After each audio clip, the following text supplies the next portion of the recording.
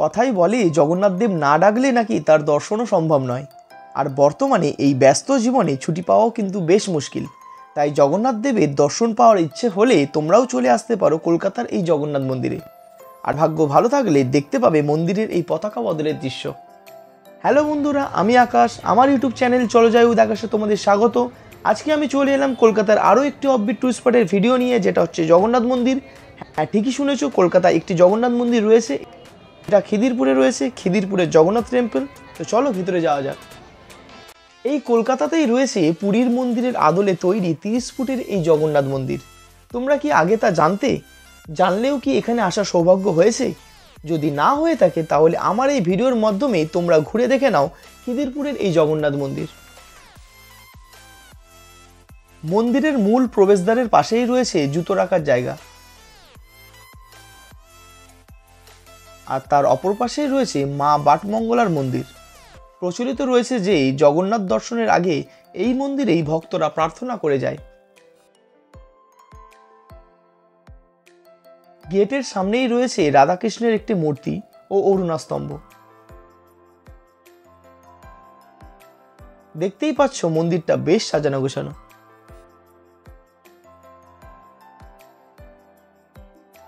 মন্দির চত্বরেই রয়েছে যজ্ঞ মণ্ডপ, যেখানে বিভিন্ন যজ্ঞ ও আরতি হয়। এখানে ধূপ ও প্রদীপ দেওয়ারও জায়গা রয়েছে।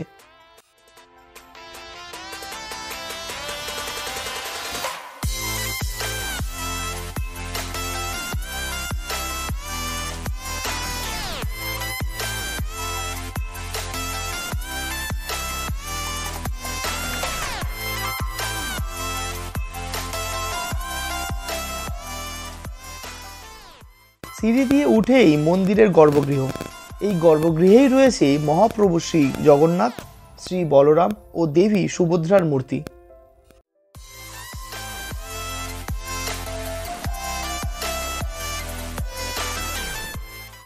মন্দিরের মধ্যেই তোমরা পেয়ে যাবে পুজো দেওয়ার সামগ্রী। চাইলে এখান থেকে তোমরা খাজাও কিনতে পারো।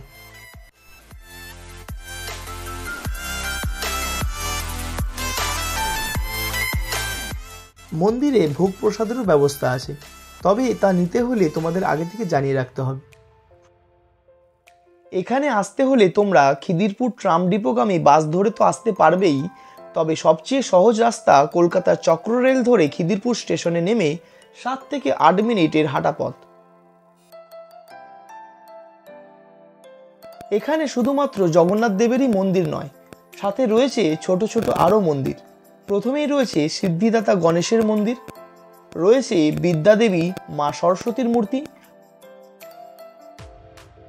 ও তার পাশেই হনুমানজির মন্দির রয়েছে।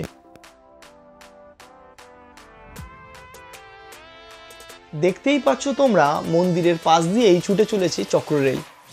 এখানে রয়েছে মা বিমলার মন্দির।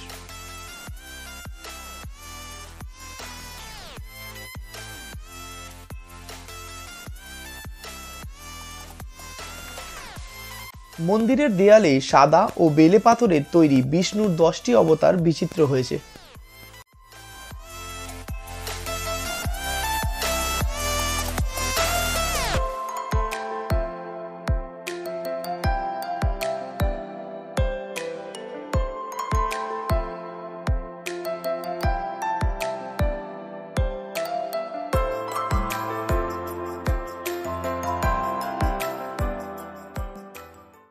মন্দিরটি প্রতিদিনই খোলা থাকে, তবে দর্শনের সময় সকাল 6টা থেকে দুপুর 1টা ও বিকেল 4টে থেকে রাত 9টা পর্যন্ত।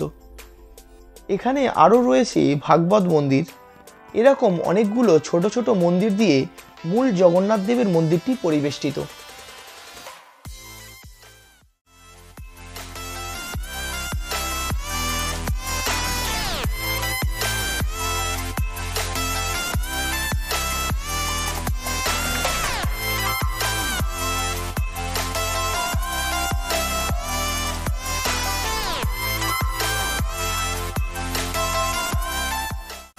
ভাগ্য ভালো থাকলে তোমরাও আমাদের মতো চাক্ষুষ দেখতে পেয়ে যাবে মন্দিরের এই ধ্বজা পরিবর্তন। আর এই ধ্বজা পরিবর্তনের সময় ঠিক বিকেল 5টায়।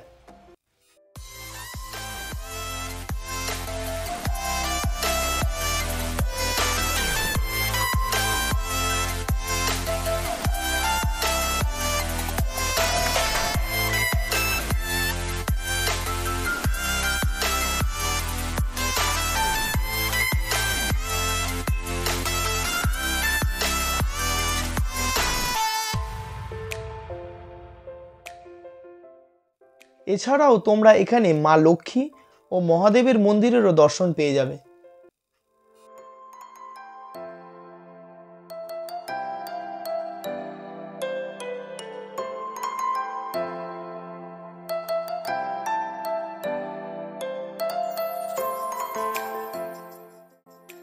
এই মন্দিরের ভেতরের কারুকার্যটা সত্যিই খুব সুন্দর। আর এই মন্দিরের নিত্য পুজো কিন্তু পুরীর মন্দিরের নিয়মেই হয়। তো বন্ধুরা, খিদিরপুরের এই জগন্নাথ মন্দিরটা তোমাদের পুরোটাই ঘুরিয়ে দেখালাম। তোমাদের কেমন লেগেছে তোমরা অবশ্যই কমেন্ট করে জানিও। আর এই ভিডিওটা যদি তোমাদের ভালো লেগে থাকে তোমরা অবশ্যই লাইক করো, কমেন্ট করো, শেয়ার করো। আর চ্যানেলে প্রথমবার হলে অবশ্যই সাবস্ক্রাইব করে বেল আইকন ক্লিক করো। দেখা হচ্ছে পরবর্তী কোনো ফুড বা ট্রাভেল ব্লগের ভিডিওতে। আজকে এখানেই ভিডিওটা শেষ করছি। চলো, সি ইউ।